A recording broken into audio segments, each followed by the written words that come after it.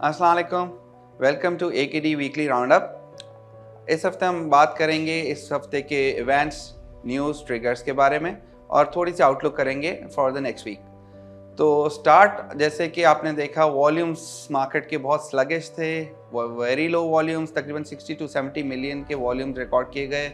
Market lacklustre थी, negative sentiment रहा, तकरीबन 100-200 पॉइंट की रेंज में मार्केट ने ये वीक क्लोज किया। रीज़न क्या थी? सबसे पहले तो हमने देखा कि मंडे को नेशनल असेंबली में सप्लीमेंट्री फाइनेंस बिल पास किया गया। बिल के अंदर जैसे कि आप सब जानते हैं कि GST को 17 से 18% किया है, 170 से 80 बिलियन के टैक्सेस लगाए गए हैं, जिसमें FAD बढ़ाई गई है डिफरेंट चीज़ों पे, जिसमें सिगरेट, एयर ट्रैवल, सीमेंट, बहुत सारी चीज़ें शामिल हैं।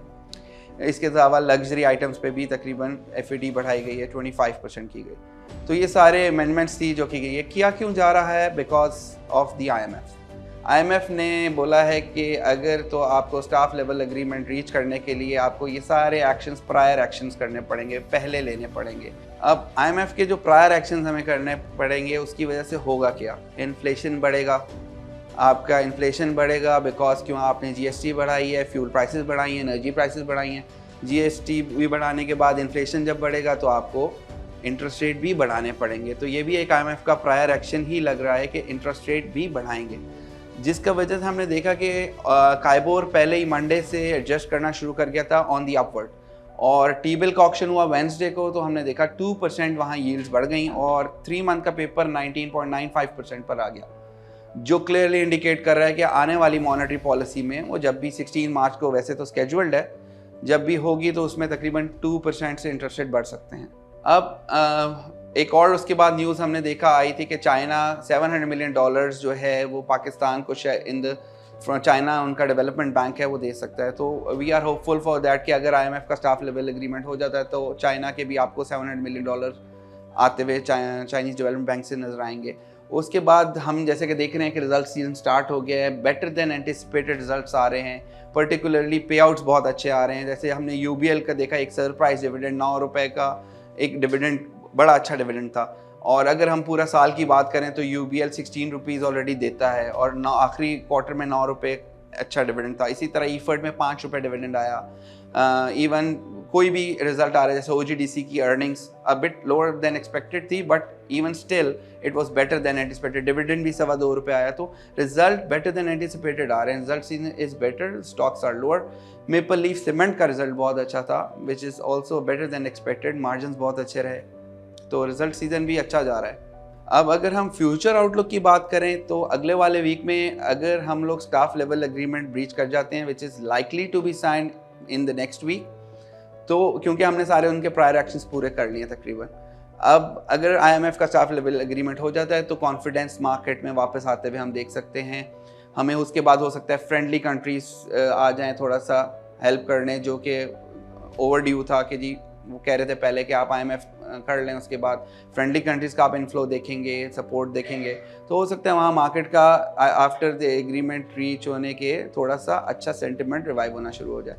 इन्वेस्टर्स को सिर्फ अभी भी हम यही एडवाइस करेंगे कि जी मेन बोर्ड स्टॉक्स में रहें, डिविडेंड यील्ड स्टॉक्स में रहें। जो सेक्टर हैं वो देखने चाहिए ENP, banks and power sector.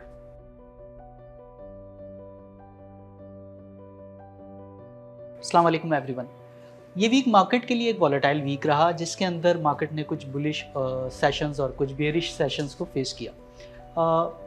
Bullish और बेयरिश सेशंस को फेस करते हुए एक चीज़ जो नोटिस में आई है वो ये कि प्रीवियस वीक के मुकाबले में अगर हम देखें तो मार्केट के अंदर वॉल्यूम्स की टर्म्स के अंदर एक्टिविटी थोड़ी कम नज़र आई है। मीन्स कि ये बुलिश या बेयरिश सेशंस जो थे ये लो वॉल्यूम्स के साथ ट्रेड होते हुए नज़र आए थे। मार्केट इस वक्त जो है वो अगर हम कंपेयर कर लें प्रीवियस वीक के मुकाबले में, तो अपने लोस को एक्सटेंड कर रही है जबकि अपने हाइज़ को श्रिंक कर रही है। ठीक है, जो कि इंडिकेट करती है कि मार्केट के अंदर शायद आने वाले सेशंस में कुछ वीकनेस हम एक्सपेक्ट कर सकते हैं।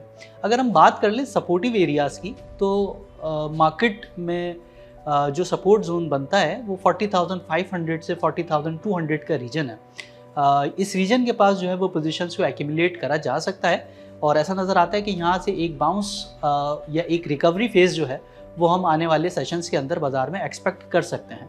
जबकि दूसरी जानिब अगर हम देखें रेजिस्टेंस की बात करते हुए, तो रेजिस्टेंस को फेस करने के लिए बाज़ार के पास जो नंबर्स आते हैं वो 41,200 और 41,600 के आते हैं। अगर बाज़ार 41,600 को इसकी क्लोजिंग बेसिस के ऊपर अचीव कर लेता है तो फिर हम एक्सपेक्ट कर सकते हैं कि आने वाले फर्दर ट्रेडिंग सेशंस में इंडेक्स 43,000 को टारगेट करता हुआ नज़र आ सकता है।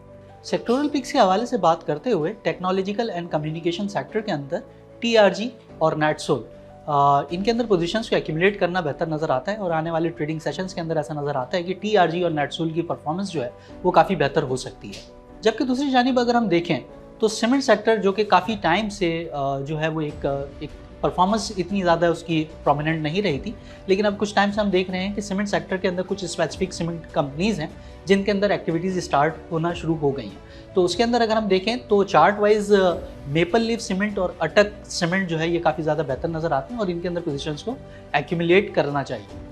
Power generation and distribution companies के अंदर हबको हमें बेहतर नज़र आ रहा है और हबको भी परफॉर्मेंस जो है वो हम अगर प्रीवियस वीक के मुकाबले में भी देखें या उससे प्रीवियस वीक के मुकाबले में भी देखें तो काफ़ी अच्छी परफॉर्मेंस इसकी रही है और आने वाले वीक के अंदर भी हम एक्सपेक्ट कर रहे हैं कि आपको ये परफॉर्मेंस काफ़ी ज़्यादा बेहतर रह सकती है। ENP सेक्टर के अंदर OGDC की परफॉर्मेंस अगर हम प्रीवियसली देखें तो काफ़ी ज़्यादा प्रोमिनेंट रही है।